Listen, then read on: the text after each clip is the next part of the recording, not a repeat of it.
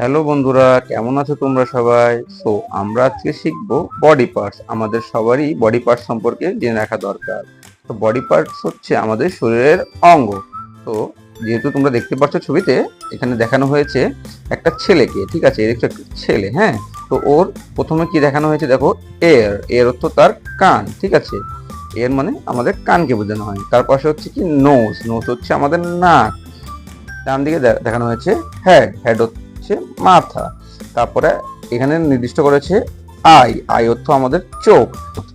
Mouth হচ্ছে আমাদের মুখ। তারপর হচ্ছে আমাদের এই পাশে ডান পাশে কি আছে, আর্ম, আর্ম অর্থ আমাদের হাত। এই পাশে হচ্ছে হ্যান্ড, হ্যান্ড অর্থ হাতের পাতা। তারপর আছে কি নি, নি অর্থ হচ্ছে আমাদের হাঁটু। তারপর আছে কি লেগ, লেগ অর্থ পা। তারপর নিচে কি আছে ফুট, ফুট অর্থ পায়ের পাতা। ওকে, থ্যাংক ইউ, ধন্যবাদ বন্ধুরা। যদি ভিডিও তোমাদের কাজে আসে অবশ্যই লাইক করে চ্যানেলটি সাবস্ক্রাইব করে পাশে থাকবে।